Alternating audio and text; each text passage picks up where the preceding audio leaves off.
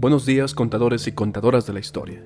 La Sociedad de la Nieve. Una sensación en las últimas semanas, de la que me mantuve alejado hasta este fin, y por Quetzalcóatl, ¡qué maravilla! Cientos de videos podrás encontrar sobre esta cinta, pero seguro que ninguno incluye curiosidades cinéfilas, curiosidades históricas y una comparación de lo que no pasó o faltó que pasara en la cinta. Hoy, en la historia que no te cuentan, La Sociedad de la Nieve. Lo mejor de la cinta y lo mejor de la historia real de los sobrevivientes de los Andes. Sección 1. Lo que realmente pasó. ¿Y los cuerpos de los fallecidos? La Sociedad de la Nieve deja un poco de lado qué pasó con los fallecidos después del rescate. En realidad, todos fueron enterrados por las autoridades argentinas cerca del lugar del accidente en una fosa común en un área considerada segura contra avalanchas, donde reposan 13 cuerpos intactos y restos, en su mayoría esqueléticos, de otras 15 personas. Se construyó un altar de piedra junto a la tumba con una cruz de hierro. La cruz, pintada de naranja por un lado, llevaba la inscripción "El mundo a sus hermanos uruguayos". El padre Caviedes ofició una misa y pronunció un sermón. En 7 ocasiones estuvo Álvaro Manguino, otro de los pasajeros que se salvaron. En marzo del 2006, familias de los pasajeros del FH-227 instalaron muy cerca de la cruz un obelisco negro en memoria de los que fallecieron y de los que se salvaron. 2. El verdadero rescate. La cinta, más centrada en la parte personal de los supervivientes y en sus semanas en clima extremo, no detalla cómo fue el rescate. Por ejemplo, no cuenta que Roberto Canessa, que en 1994 se presentaría a presidente de Uruguay, uno de los 2 jóvenes que emprendió la expedición por los Andes, encontró un camino. Canessa discutió con Nando Parrado sobre qué dirección tomar y decidieron seguir por las montañas, pensando que estaban más cerca de Chile de lo que en realidad estaban. Años después, Canessa se daría cuenta de que probablemente habrían sido rescatados antes si hubieran tomado ese camino. La Sociedad de la Nieve tampoco cuenta que el rescate se llevó a cabo en 2 días, porque los helicópteros no soportaban el peso de todo el grupo, así que primero se llevaron a uno y al día siguiente al resto que quedaban. En la película aparece que todos fueron transportados a la vez. 3. Sí intentaron hacer fuego. La versión que da la Sociedad de la Nieve es que, por la posición del fuselaje del avión tras el accidente, estaban como ocultos y era prácticamente imposible que los equipos de rescate los vieran. Por eso renunciaron a hacer una hoguera. Sin embargo, no fue así en la vida real. Los supervivientes quemaron varios objetos como ropa, pero no tenían mucho que quemar y en última instancia no tuvieron éxito. La reacción al canibalismo. Sí, la película muestra el debate moral que hubo con los supervivientes sobre alimentarse de la carne de los cadáveres de sus compañeros fallecidos, y cómo esa dificilísima decisión fue precisamente lo que los salvó. Pero la Sociedad de la Nieve no ahonda en que fue causa de que el público los rechazara abiertamente tras ser rescatados. De hecho, tuvieron que dar una rueda de prensa pocos días después del rescate para explicar que lo hicieron para sobrevivir. La primera versión que ofrecieron fue que se habían alimentado de comida enlatada, no querían contar lo que en realidad pasó, y esa especie de engaño les puso en contra de la prensa, que llegó a acusar a los supervivientes de asesinar a otros viajeros del avión. La película omite esta fustigación pública y también que la Iglesia Católica eximió de culpa a los supervivientes, determinando que no habían cometido un pecado mortal al recurrir al canibalismo, dadas las circunstancias extraordinarias de su situación. Una decisión importante para ellos, ya que, como se ve en la película de Bayona, muchos eran católicos. 5. El copiloto les dijo que estaban en una ubicación falsa. Los primeros instantes tras el impacto del avión en los Andes nos muestran a algunos pasajeros que se acercan hasta la cabina para comprobar que el piloto estaba muerto y el copiloto mal herido. Intentan entender lo que les dice, pero no lo consiguen. En la vida real les dijo que estaban cerca de la ciudad chilena de Curicó, pero él estaba desorientado y no había leído bien los instrumentos. Por ello, Nando y Roberto se marchan a caminar por los Andes solo para descubrir que estaban mucho más lejos de la civilización de lo que en realidad pensaban. Y la sección 2, curiosidades cinéfilas, todo lo que tuvo que pasar para que tú te sientes tranquilamente y veas una película de más de 2 horas. Primero, los números.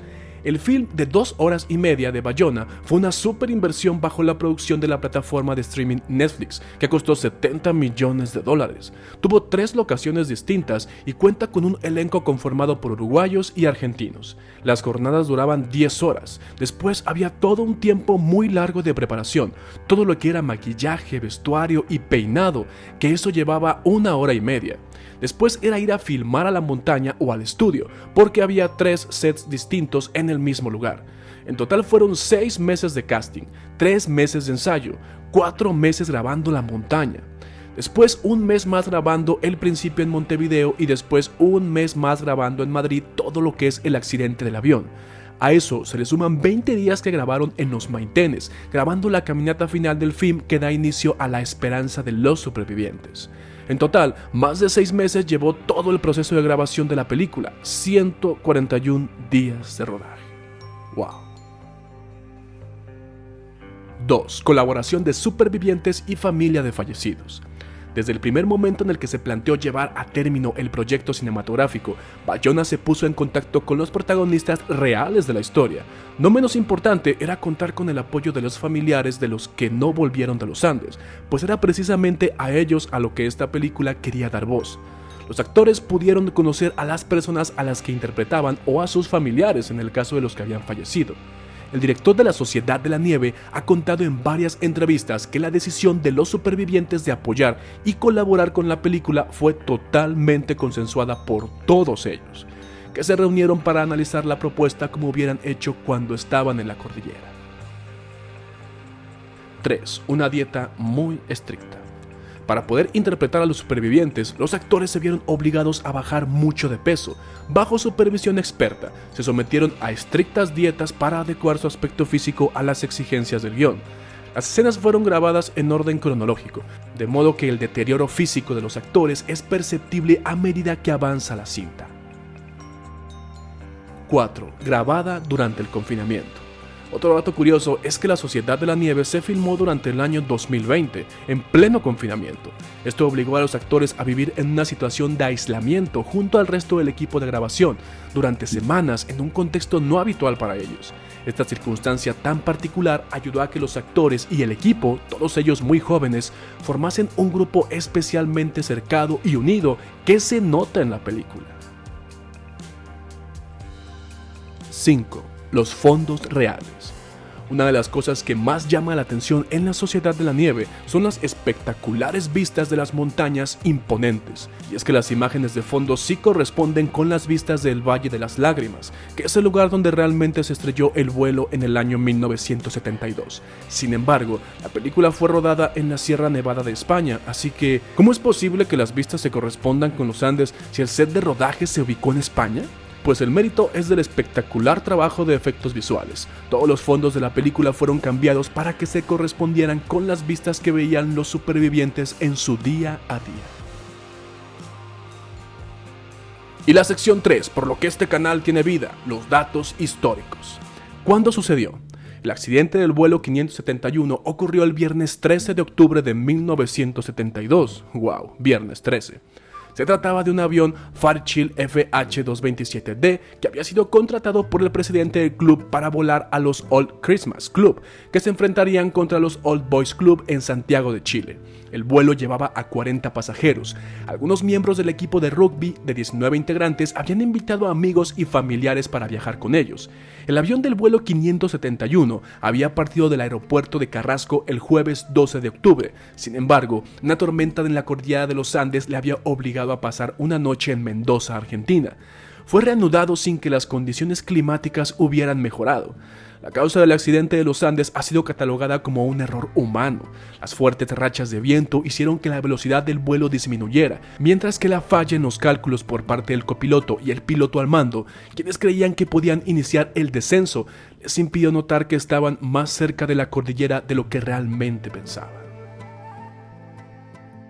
¿Cuánto tiempo estuvieron ahí? Los supervivientes del vuelo 571 estuvieron 72 días sometidos a condiciones extremas en las montañas de los Andes. Como lo retrata la película, los jóvenes estaban incomunicados a temperaturas heladas al encontrarse a una altura de 3.500 metros, sin suficientes víveres ni atención médica para los heridos que sobrevivieron al impacto inicial. 3. ¿Cuánto tardaron en ser rescatados? Bien, los supervivientes pasaron un total de 72 días en el Valle Nevado, luchando por seguir con vida mientras esperaban ser rescatados. 10 días después del accidente, el 23 de octubre, escucharon por radio que la búsqueda se había suspendido, dando por muertos a todas las personas que viajaban en el avión, y que se retomaría a finales de enero para recuperar simplemente los cuerpos y materiales. En ese instante los supervivientes se dieron cuenta de que debían organizarse para mantenerse vivos. Realizaron algunas expediciones cortas como prueba, prepararon ropas y fabricaron raquetas para la nieve, y finalmente, el 12 de diciembre, 3 de ellos salieron en busca de ayuda. Tras 10 días de marcha, en pésimas condiciones y sin apenas comida, se encontraron con Sergio Catalán, que los llevó hasta su finca. Tras comunicarse con ellos a través de notas, Catalán recorrió 120 kilómetros a caballo para dar aviso de su hallazgo. Todos los sobrevivientes mantuvieron contacto con el arriero, quien falleció en el 2020. ¿Dónde cayó el avión? La aeronave se estrelló en el Valle de las Lágrimas, en medio de la cordillera de los Andes, a más de 3.500 metros sobre el nivel del mar. La frontera entre Argentina y Chile se encuentra a poco más de 1 kilómetro del lugar del accidente.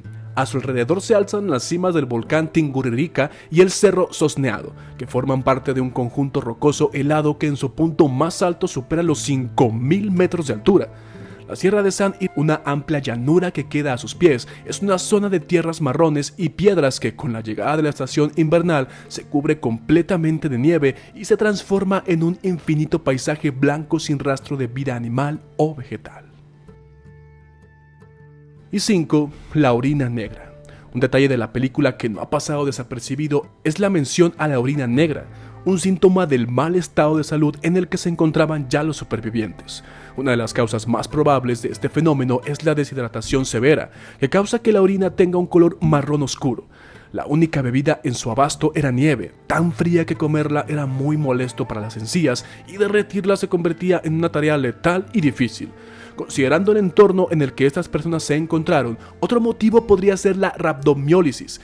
Los traumatismos y la congelación producirían roturas del tejido muscular, ocasionando la liberación de mioglobina en la sangre.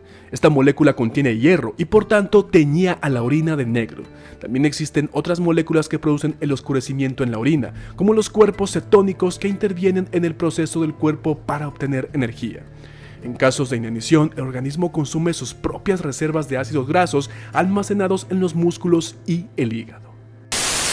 En las huellas de aquellos días oscuros queda una lección profunda e inmutable, que incluso en los abismos más profundos de la desesperación, el espíritu humano puede elevarse, encontrar esperanza y renacer. La historia de los supervivientes de los Andes, como un río que fluye a través de las montañas, continúa y continuará inspirando a generaciones, recordándonos la capacidad única del ser humano para enfrentar la tragedia con coraje y encontrar la luz en la oscuridad más profunda. Yo soy Fernando Magaña, y si has llegado hasta aquí, por favor, deja tu like, suscríbete si no lo has hecho, comparte, que aquí nos vemos en la próxima.